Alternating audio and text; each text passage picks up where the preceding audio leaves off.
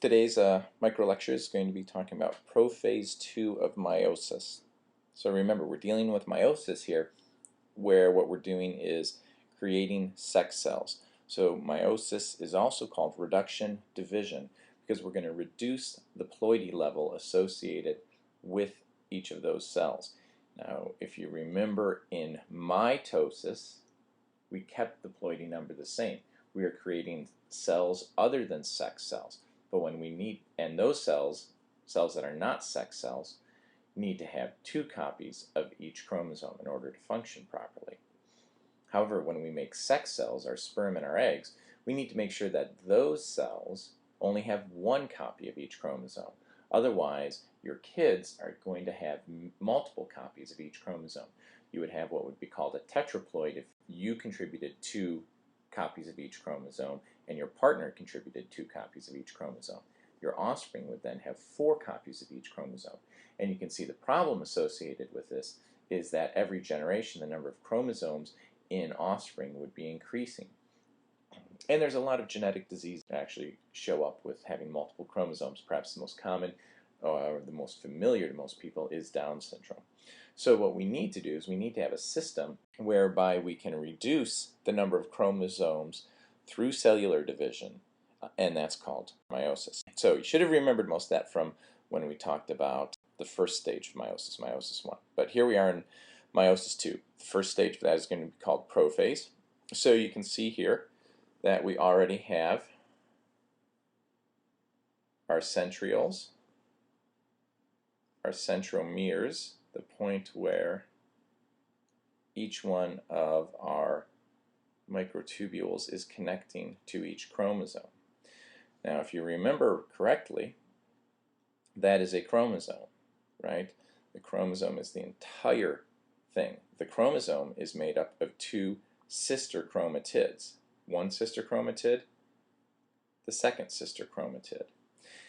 Now, so what we see here is a cell with 3 chromosomes. 1,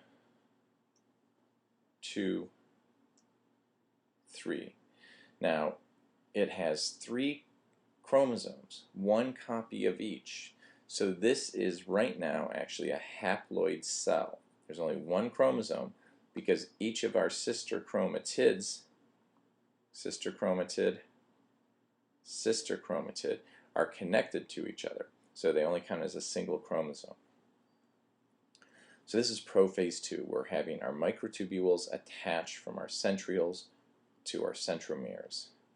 In metaphase 2, just as in metaphase 1 and in metaphase of mitosis, our chromosomes are going to line up along the metaphase plate.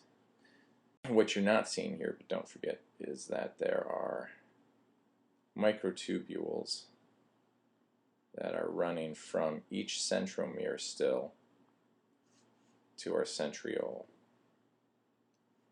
so that we actually see something like this.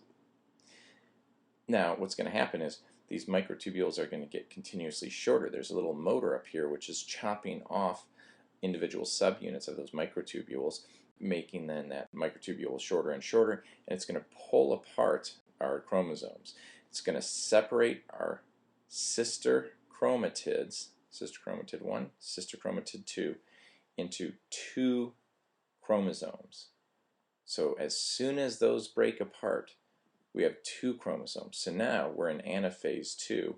We had our chromosomes lined up along the metaphase plate in anaphase 2. That chromosome got broken apart. The 2 sister chromatids of each chromosome were separated and pulled to the poles. Cell is actually a 2-end cell because we have 2 copies. 1, 2, 1, 2, 1, 2. We have 2 copies of each chromosome again. So we're a diploid cell again. Before we broke them apart, we were only a 1-end cell, remember. But as soon as we break apart that chromosome from the 2 sister chromatids, we go into become a diploid cell, and as soon as we break them apart, there are no more sister chromatids either. So right now, we're a diploid cell, and there are 0 sister chromatids. Next, we're going to enter telophase. And in telophase, if we're dealing with an animal cell, we're going to see the pinching off of that cell as microtubules contract around the middle of the cell, eventually pinching that cell off until we have two new unique cells. Now remember, we've only been following one cell here. This would be happening simultaneously with the other cell that was produced in our first stage of meiosis I, so that when we're completely finished with telophase 2, we actually have 4 copies of our sex cell. I hope that helps you guys understand meiosis.